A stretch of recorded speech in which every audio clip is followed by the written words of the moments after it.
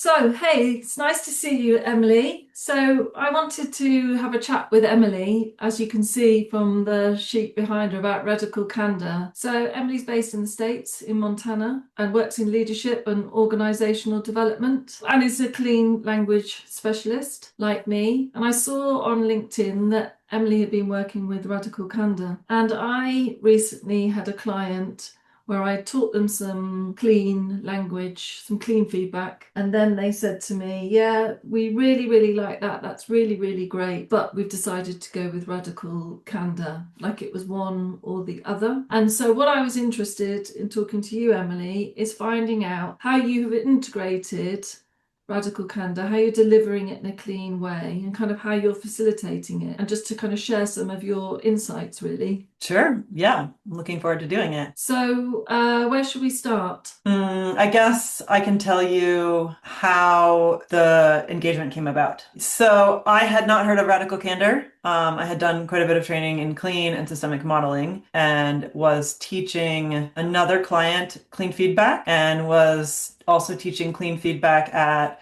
our local public library. I have a monthly free community session where I do systemic modeling and teach sort of some of the basics. And this person based here saw some of my posts from the library, and I had worked with her in the past at another company and said, would you be interested in delivering Radical Candor? One of our teams is reading the book. It's a leadership team. They're reading the book and they're doing a weekly book club. And so they're discussing chapters every week. And then we want to do a training with them on Radical Candor. So I listened to the book. It was like a 12-hour audiobook. And then I bought it and I scoped, did clean scoping, asked them sort of all the basics of what they wanted, what it was like now in their culture, what they would like it to be like if it were a success at the end of the engagement, in 6 months and 3 months and 3 years. They sort of like went as far. I invited them to go out as far out as they wanted. So we had like our metaphorical KPIs when they shared what it was like now, and that we could compare to. And who was And I that was scoping with? The scoping was with the person who was heading up that group of leaders. It was like about 11 people, and also with the HR person. So with the leader and the HR person.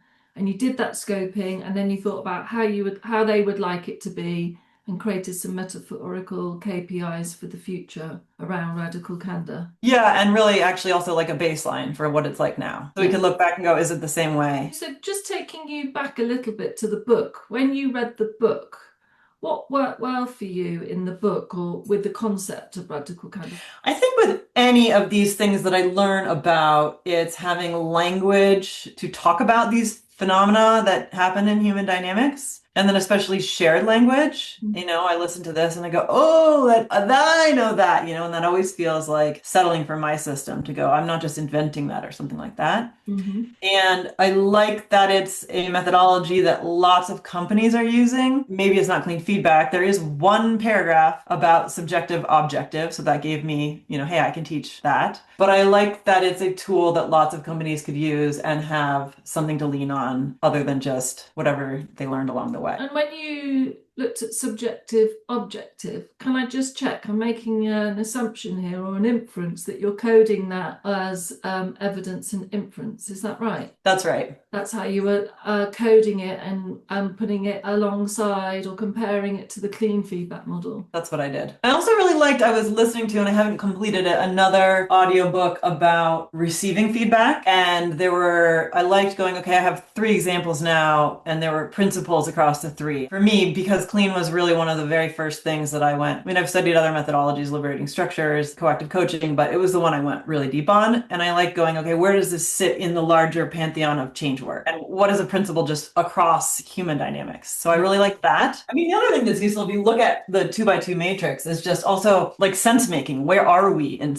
having language for that. So their 2x2 is this is a Radical Candor, care personally, challenge directly. Yeah. So if you're doing neither, you're in manipulative insincerity. Yeah. If you're doing just care personally, you're in ruinous empathy. Just challenge directly, that's obnoxious aggression. Both of them, you're in Radical Candor. And I'm trying to remember when I was first trying to figure out how to do this, Pascal from the clean community was suggesting that this is sort of the what you do, and clean is like the how you do it. This is where I was wondering with my client. I started reading the book and was kind of getting to grips with the model, and I was thinking, I'm not sure if gives enough of how you give the feedback. The book tells you a lot about why you should be doing it, but it doesn't say that much about how to do it. So I'm still thinking, and I guess I'm hoping with this client of mine, that there's still a skills gap in actually how do you give the feedback? How do you break it down? Which is what we know about. So I'm jumping ahead here, but we know about the clean feedback model. It's such a great way of kind of unpacking, building a way of giving feedback that's really easy for the receiver to kind of hear and understand. With the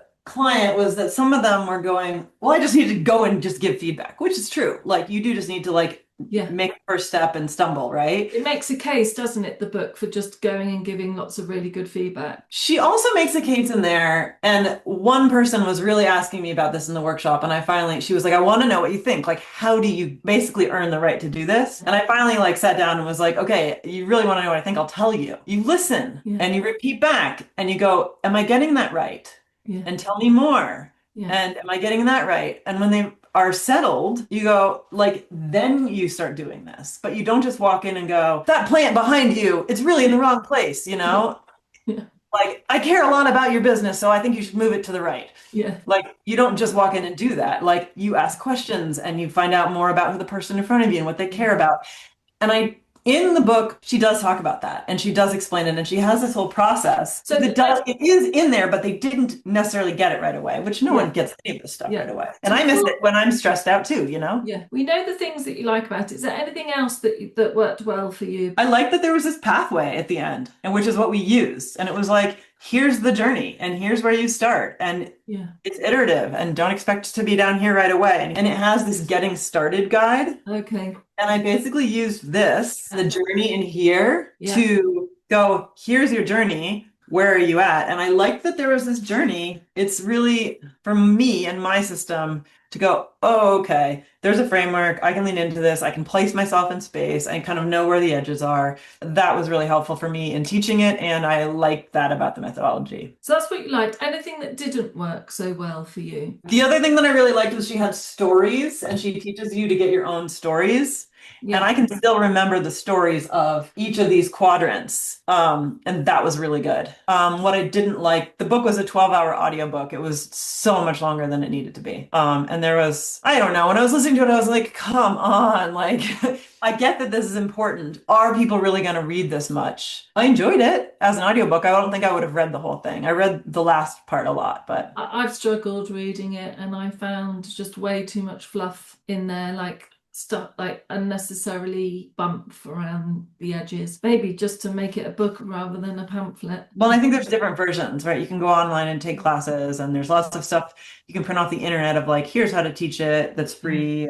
Okay, there's a here's how to teach it for free on the internet. Tons of it, yeah. Yeah. Like there's all these different like little mini workshops that you could do. You don't have to give her your email on her website. Right. I thought that was pretty cool. Yeah. So just breaking it down to the kind of like the logistics, you did scoping with the HR person and the leader. So you did a 3.5 hour session with 13 people, and then they all took away developmental tasks and you had a 90-minute follow-up. Would you like to do it again? Would I like to do it again?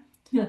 In what context? With them, if they were to, to pilot, if they were rolling it out? Yeah, I think we'd have to have some big conversations around like what changes, and sometimes it's challenging what it takes, and do they want that, so that we're actually contracted for that. And if you're bought into it energetically and monetarily, you're potentially more likely to like be able to work at your learning edge. Okay. But yeah, they were lovely people, and the people showed up fully engaged to the workshop and threw themselves into it, and it was very cool. It feels like the book club is a great way for a group to come into something. They've read a book, they go, hey, like this, but still needed some help to think about how they were going to do it. Yeah, because they hadn't really practiced doing it.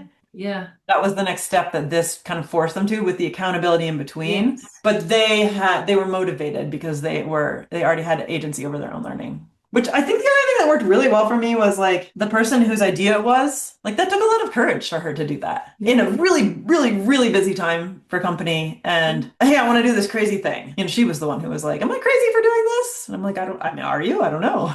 Let's see what you did then. This was the learning path that I took directly from the book. So these were like exactly the bolded things in the end of the book for under getting started. What I did do that was different was they do project retros there. Yeah. And it is what worked well, what didn't work so well, what would be better.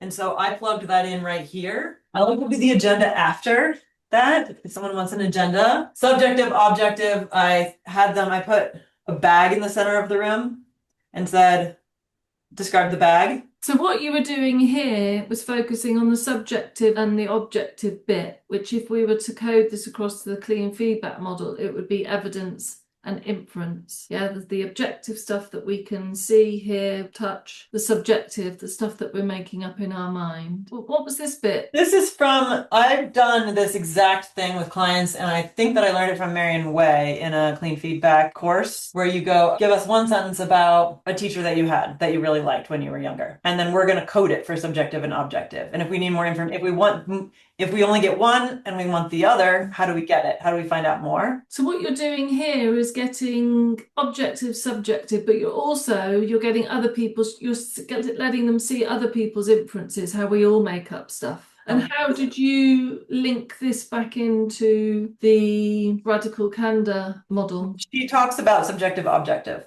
And saying if you're going to give feedback, it's good if that you're clear that there's a blend of both. And the first stage of being able to give feedback that is less, more about you and less likely to put someone on the defense and more likely for them to be able to hear it is buying into the concept of what I believe is not necessarily true. Even if this book looks orange, turns out like maybe it's black on the inside, right? There are other perspectives depending on where you're sitting and depending on your life.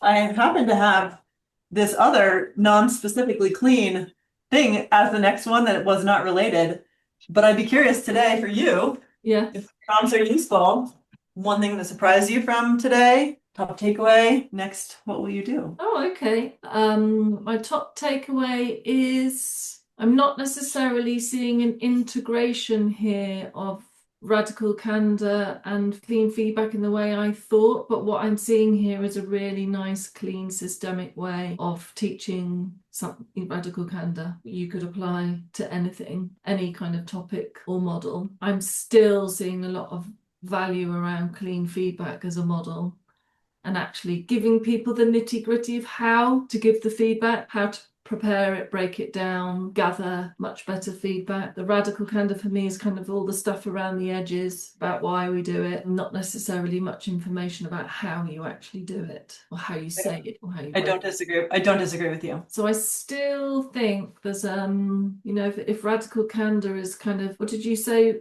when we were talking earlier on, it's kind of just interesting in terms of methodologies and what's out there in terms of organizational change and literature and management. I think Radical Candor is great because it moves us of getting people ready in a place where they see feedback as being really important. And I still think there's a place for helping people to deliver it in a way that's really easy for the receiver to understand. Yeah, I think for us as clean and systemic trained practitioners, not everyone's going to come to you and say, hey, I want systemic modeling. And some people might come with something else and you can deliver it cleanly. Some people might come not knowing what they want and you can figure it out and create something clean. So I think just having a little more dexterity and being able to still use your skills, because it is such a powerful way to do this work. So, next, I think I'll still go back to my client and ask them how it's going and if they're ready, where are they with it? Because it might be a journey thing. And now that they've got everybody on board and everybody's giving each other feedback more often, they now realize that maybe they need to refine and tweak actually how they're giving the feedback. What about you? What are you going to do next? I've realized that the one-on-one work that I do in the planning and the lead up and